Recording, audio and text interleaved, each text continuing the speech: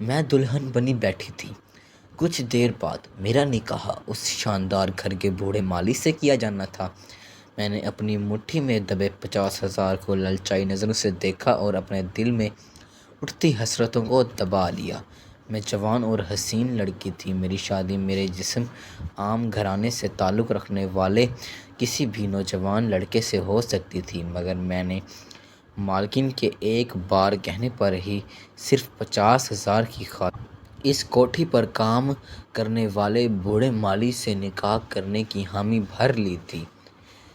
میں اندر سے پریشان تھی کیونکہ میرے گھر والے میرے اس فیصلے سے بالکل انجان تھے، پھر بھی لالچ نے مجھے بالکل اندھا کر دیا تھا۔ کچھ دیر بعد ہی میرا نکاح مالکن کی ہدایت پر بوڑھے مالی سے ہو گیا۔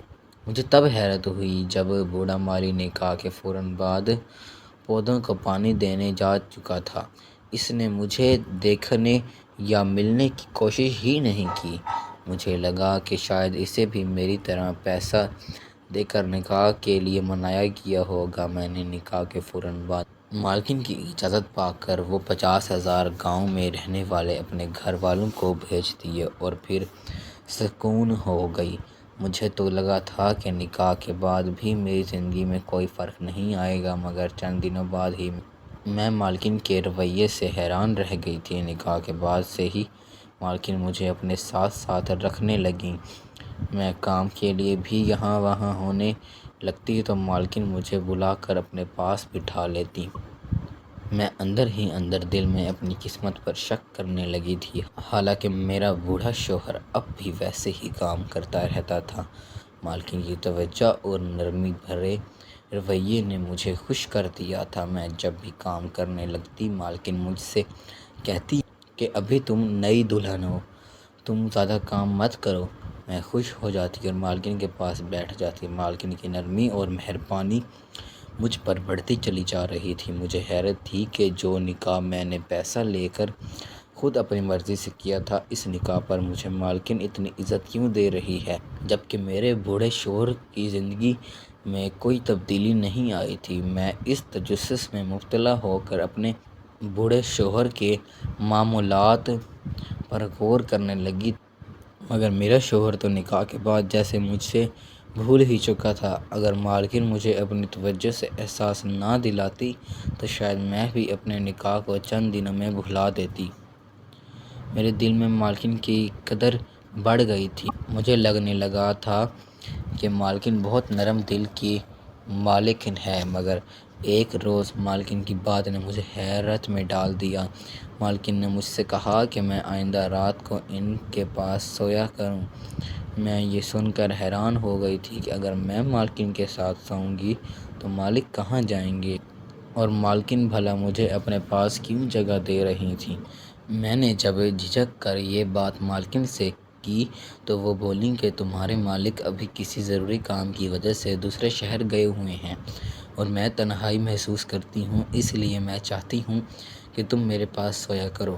میں مالکن کی بات سمجھ گئی۔ میں نے فوراً حامی بھر لی اور روزانہ رات کو مالکن کے پاس سونے لگی۔ مالکن مجھے اپنے بستر پر ہی اپنے پاس سلانے لگی۔ مجھے اب مالکن کی دی جانے والی اس قدر اہمیت سے تشویش ہونے لگی تھی۔ مالکن کا رویہ مجھے حیران کر رہا تھا۔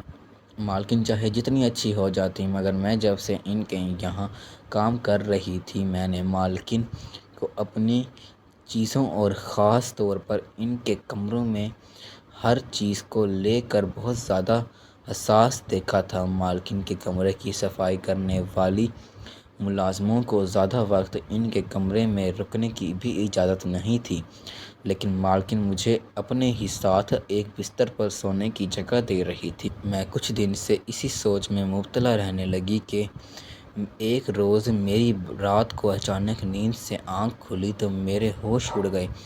مالکن میرے سرہانے بیٹھ کر جو کر رہی تھی وہ مجھے حیرت سے دنگ کر گیا۔ میں ایک بہت سے چھوٹے گاؤں میں رہتی تھی۔ میں اپنے بہن بھائیوں میں سب سے بڑی تھی۔ میرا باپ شہر کی ایک کوٹھی میں ملازم تھا اور ہر ماہ ایک معقول رقم بھیجتا۔ جس سے ہمارا گھر چل رہا تھا۔ میرے ماں باپ بہت بوڑھے تھے، وہ اپنی شادی کے 15 سال تک بے اولاد رہے، اور جب وہ مایوس ہو چکے تھے تب اللہ نے انہیں اولاد سے نواز دیا تھا۔ ہم 2 بہنیں اور 3 بھائی۔ میرے بھائی ہم دونوں بہنوں سے بہت چھوٹے تھے۔ ہمارا گزر بسر اچھا ہو رہا تھا جب اچانک ہمارے گھر پر ابا کی ناگہانی موت سے قیامت ٹوٹ پڑی۔ ابا ویسے بھی ہمارے ساتھ نہیں رہتے تھے، مگر ہمیں ایک سہارا تھا کہ ہمارا باپ ہمارے سر پر موجود ہے۔ مگر ابا کی وفات کے بعد تو ہم بہن بھائی سہمے سے رہنے لگے۔ اماں سمجھدار تھیں، ان برے وقتوں کے لیے بہت سی جمع پونجی کر رکھی تھی۔ کچھ عرصہ تو ہمارا گھر اسی جمع پونجی پر چلتا رہا۔ اماں نے بہت سمجھداری سے اور ہاتھ کھینچ کر گھر کا خرچہ چلایا تھا، مگر اب کہیں سے کمائی کا کوئی ذریعہ نہیں تھا۔ کچھ ہی عرصے میں ہماری جمع پونجی بھی ختم ہو گئی۔ اماں اس عمر میں کمائی نہیں کر سکتی تھیں اور ہم بہن بھائی گاؤں میں کوئی نوکری نہیں کر سکتے تھے۔ اسی پریشانی میں ہمارے دن گزر رہے تھے۔ فی الحال رشتہ داروں کی مدد سے ہمارا کھانا پینا چل رہا تھا۔ اماں کی طبیعت بھی ابا کے بعد سے خراب رہنے لگی تھی۔ میں اپنے گھر والوں کے لیے کچھ کرنا چاہتی تھی، مگر میں بے بس تھی، کیونکہ نہ میرے پاس کوئی ہنر تھا نہ ہی تعلیم کہ میں گاؤں کے اسکول میں نوکری کر سکتی۔ میں بولائی سی گھومتی رہتی تھی کہ ایک روز نہایت بڑی گاڑی ہمارے گھر کے باہر آ کر رکی۔ اس گاڑی میں سے ایک سوٹڈ بوٹڈ امیر بندہ نکلا۔ ہم گھر والے اسے دیکھ کر چونک گئے تھے۔ وہ شخص اماں سے بولا کہ وہ اس کوٹھی کا مالک ہے جہاں ابا کام کرتے تھے۔ اماں نے پوری عزت سے ان صاحب کو اپنے بوسیدہ پرانے گھر میں بٹھایا۔ وہ آدمی نہایت رنجیدگی سے ابا کی موت کی تعزیت کرنے لگا۔ ہم بہن بھائی معصومیت سے اسے دیکھ رہے تھے۔ اس نے اماں کو ہزار کے چند نوٹ بھی پکڑائے اور کہا کہ ابا ان کے بہت خاص ملازم تھے، اس لیے انہیں ابا کی موت کا بہت افسوس ہے۔ اماں افسردہ سی بیٹھی ہوئی تھیں، جبکہ میں نے محسوس کیا کہ وہ آدمی کچھ ہی دیر بعد بے چینی سے پہلو بدلنے لگا تھا، جسے کچھ کہنا چاہتا ہو۔ پھر خاموشی کا وقفہ طویل ہوا تو وہ مرد کچھ توقف کے بعد اپنے اصل مقصد کی طرف آ گیا۔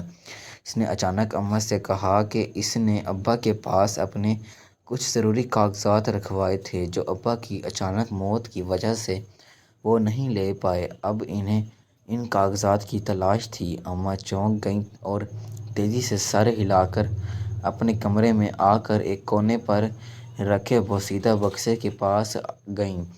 اس بکسے پر تالا لگا ہوا تھا۔ اماں نے وہ تالا کھول کر سامان کے بالکل نیچے ایک فائل نکالی اور جا کر ابا کے مالک کو پکڑا دی۔ جب یہ کاغذ لا کر گھر میں سنبھالے تھے تو تب ہی کہہ دیا تھا کہ یہ ان کے مالک کی امانت ہے۔ اماں کو یہ بات ان کی موت کی وجہ سے بھول گئی تھی، مگر ابا کے مالک سے مل کر یاد آ گئی تھی۔ وہ مرد بہت خوش ہوا اور اپنے کاغذ سنبھال کر رکھے جانے پر اماں کا بہت شکریہ ادا کر رہا تھا۔ میں کب سے پرسوچ نظروں اس مرد پر گڑائے بیٹھی تھی۔ اچانک میں نے ایسی بات کہہ دی جسے سن کر نہ صرف اماں بلکہ وہ مرد بھی چونک گیا۔ میں نے اس سے کہا کہ مجھے اپنے ساتھ شہر لے جائے اور اپنی کوٹھی میں ابا کی جگہ نوکری پر رکھ لے۔ اماں حیرت سے مجھے دیکھ رہی تھیں۔ میں نے مالک سے درخواست کی کہ ابا کی وفاداری کے بدلے مجھے کام دے دے تاکہ ہمارے گھر کے حالات بہتر ہو سکیں۔ ابا کی موت کے بعد ہمارا کوئی کفیل نہیں رہا تھا۔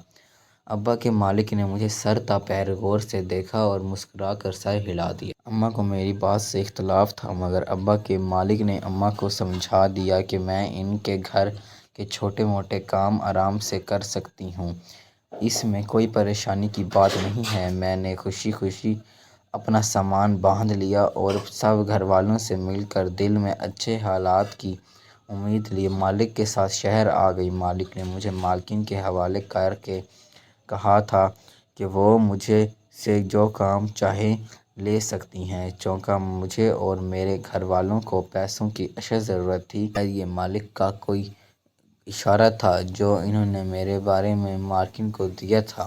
مالکن سر ہلا کر مجھے تنقیدی نظروں سے گھورتی رہیں اور بولیں کہ میں فی الحال گھر کی صفائی کا کام کیا کروں، پھر وہ میرے لیے مناسب سوچیں گی۔ میں ضرورت مند تھی تبھی پوری اور محنت سے گھر کی صفائی کا کام کرنے لگی۔ مجھے وہاں کام کرتے ہوئے کچھ ہی دن گزرے ہوں گے کہ ایک روز مالک نے اچانک مجھے بلوایا اور ایسی بات کہی جسے سن کر میں کچھ پل کے لیے ساکت رہ گئی۔ مالکن نے مجھ سے کہا کہ اگر میں ان کے بوڑھے مالک سے نکاح کرنے کو تیار ہو جاؤں تو وہ مجھے 50,000 دیں گی۔ مجھے جیسی غریب لڑکی اتنے زیادہ پیسوں کا سن کر لالچ میں آ گئی تھی۔ میں نے مزید نہیں سوچا کہ مالکن کو میرا نکاح بوڑھے مالی سے کرا کر کیا فائدہ تھا۔